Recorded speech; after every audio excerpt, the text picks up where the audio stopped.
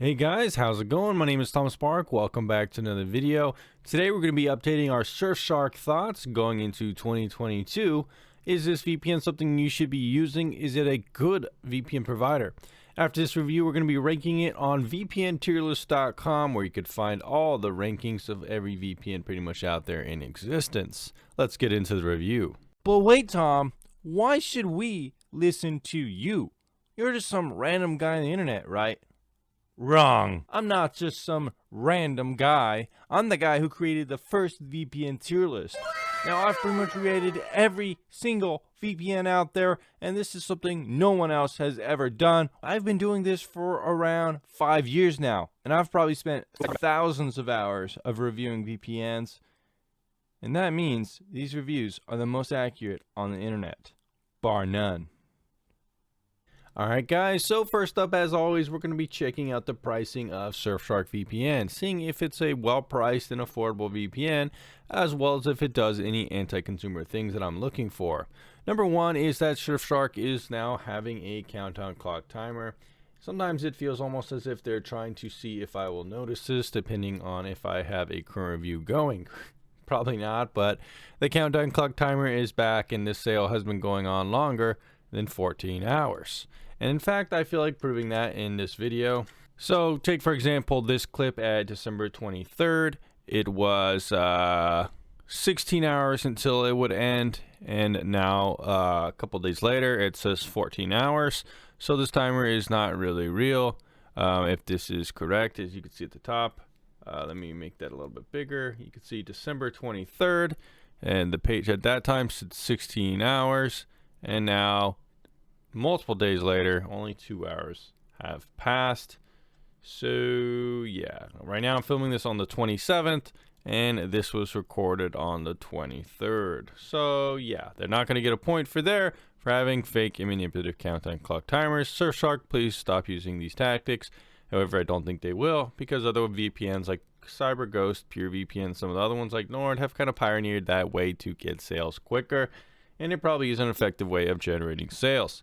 Additionally, I don't think that some of these sales are going on too much with Surfshark. It doesn't always feel like a holiday sale. Pretty much feels like they always have some kind of sale going on.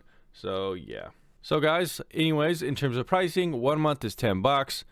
We have 2 years would be $60, and you get like a couple free months. So 3 free months with that, with this current thing. 6 months is gonna be $40. The cool thing about Surfshark is you do get unlimited simultaneous devices, so there's no cap on that, which is kind of cool. And then after 2 years of $60, you are going to see a price increase of annual, so $60 per year. I do like at least how they make that up front. It's not as tricky as NordVPN, which makes you really have to look and see, and it's quite a bit more expensive. Where Surfshark $60 a year isn't too bad for price increase for this deal. So overall, not a huge hater on this, but still not a fan of that price increase. Overall, it's also not super affordable. You do also have to pay first an upcharge, charging for things like Surfshark Alert and some of these things. Some VPNs like VPN even include this for free, so it's a little bit disappointing. I would honestly like to see all of this built in for free, included with the main subscription package. Make it actually a pretty good deal, especially for antivirus. But I don't think they're going to do that. So if we take a look at the point-by-point system, they are roughly $9.99. It's like $10, so I'm not really going to give them a point there. It's kind of like I want it to be under $10, so $6 to $10 below. Not really like at the $10 cutoff point. If it was, you know, $9.50 or $9, it would fit there, but I'm looking for something under $10, not at the $10 region, just to make that clear. Also, $20 to $30 for 6 months isn't going to cut it, since it's around $40 1 year. It does get the point there, because I mean, it's kind of like under it. It's kind of the same area as this one. It's right kind of at the cutoff point.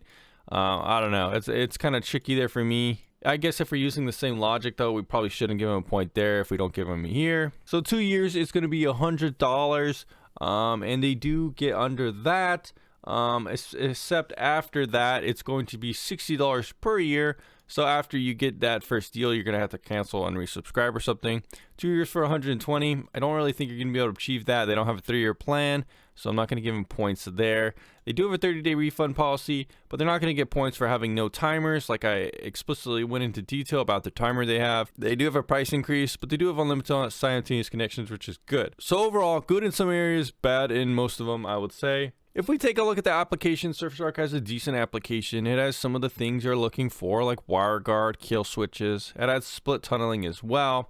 I'm not a huge fan of the way the application's laid out. I always thought it was kind of confusing, but it is cool. They have good things like ad blocking, clean web feature, obfuscation options as well. So that's really nice to see. And I do like how they have WireGuard, of course, like I mentioned. Overall, it's a decent application. But they are missing a couple fundamental things. Linux UI for one. I don't think they have any DNS controls yet. I haven't really seen any option for that. Here's kind of like the split tunneling feature, which is cool. So they don't have that like DNS customization, although they do have ad blocking, which is nice. They don't have port forwarding, which is good for torrent users. SOCKS 5 proxy support. It's kind of cut off there a little bit. Let me move that. They don't have that either, and they do not have dedicated IPs, I do not think. Let me double check that. So they do not offer dedicated IPs. So overall, the application's decent, not that great in some of these extra things. It gets the job done as a basic VPN service, and the application is better than it used to be. It was pretty buggy at one point. I do like how they include multi-hop for included within, which is nice. Kind of like Hi.me. iVPN for some reason decides to upcharge customers for that. So I do like how Surfshark includes it for free within the package, not for free really. So overall, those are my thoughts there. They could use some of these improvements, but I don't see those coming anytime soon, since it's pretty much the same as last time I looked at it. Moving on to the speed test, we can see how Surfshark does perform. It does seem to be pretty fast, pretty similar to NordVPN in terms of speed tests. Right now, though, that ping is kind of high. So we're using IKV2. I don't like how these VPNs default to that. Surfshark, default to WireGuard, please. That just makes my test easier and more accurate, so I don't mess it up. All right, we are now doing this. Should get pretty good speeds, 5 ms, that's more what I'm used to, and these are the speeds I'm expecting with WireGuards. And we're gonna load in that torrent file we like to test while that speed test up there is still going. Overall, pretty much what I expected, probably around 70 to 80 megabytes a second here down in the torrent test. So let's go ahead and kind of see what kind of speeds we're getting there. And really just about what we were expecting. So no really complaints here with speeds at all. Getting around 70, so quite good. I don't know if it's quite as fast as some of the other VPNs I've been testing lately. Torguard got around like almost up to 900, 800 to 900, and we saw like 100 megabytes a second download. So Surfshark, it's fast, but honestly not as fast as some of the other ones. So guys, how does Surfshark do in privacy? Well, unfortunately not as good as some other VPNs. It has 5 trackers on Android, including all these things, 20 permission count, which is quite high. And if we look at their website as well, they have 7 ad trackers, 5 third-party cookies, and it uses Google Analytics. So those things are not things we're looking for. They do have 2-factor authentication, which is nice. Some VPNs don't have that for some reason, but they don't have open source analytics. They couldn't pass the blacklight test like we just showed. They couldn't pass the Exodus test since they have trackers on Android. Fortunately, though, they don't collect any logs. They do have some complementary privacy services like the data breach detector, antivirus, and stuff like that, which is nice. They don't have any huge history of mismanaged data leaks. So there's that. And there hasn't been any company acquisitions as far as I know. So there you go. Overall, okay in some areas, but largely needs more improvements in this stuff here. So guys, I was very impressed actually with Surfshark's support. I got a pretty detailed response in only 7 minutes, outlining some of the issues they've been having with Netflix, which we're going to be testing here in a second to see if it works good enough for you guys. But overall, a 7-minute customer support ticket response time is outstanding, clearly under my 1-hour requirement. That said, I don't always think every ticket will be responded to this quickly, but overall, it's a very good sign in this review of good customer support. So guys, the good news is I was able to get Surfshark working with the green zone, which is my benchmark test for the US version of Netflix. So it seems to be working with Netflix for the most part, and probably will continue to get better results going forward. So overall, I do think that Surfshark's a good streaming option, and it has worked with other options in the past, Prime Video, BBC iPlayer, and that kind of thing. So overall, I don't really have too many complaints with streaming. I don't know if I would recommend it as my best streaming option per se. I do think there are some better options out there, which you can find on the tier list, mainly the ones ranked in S tier that are a little bit cheaper and have just as good, or if not better, streaming compatibility as well. Namely, I would recommend VPN, I think, as my favorite streaming VPN provider. It's a little bit cheaper than Surfshark, especially if you use code TOMSPARK, and also it's just a little bit faster in my tests. I don't really have necessarily a sponsorship by VPN or anything like that over Surfshark, and in fact, Surfshark has a better affiliate commission payout. It's just how the rankings work. So guys, yeah, that's just my opinion, but let's go ahead into the final wrap up of the review.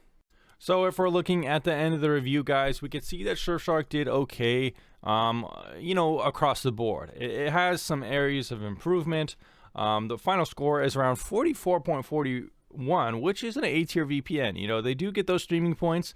They did have really good customer support, and they do have some privacy things that are good. Two-factor authentication, the same company owning it, no history of data leaks, plenty of complementary privacy services like antivirus and data breach detection. I would like to see that included within the main price point, though.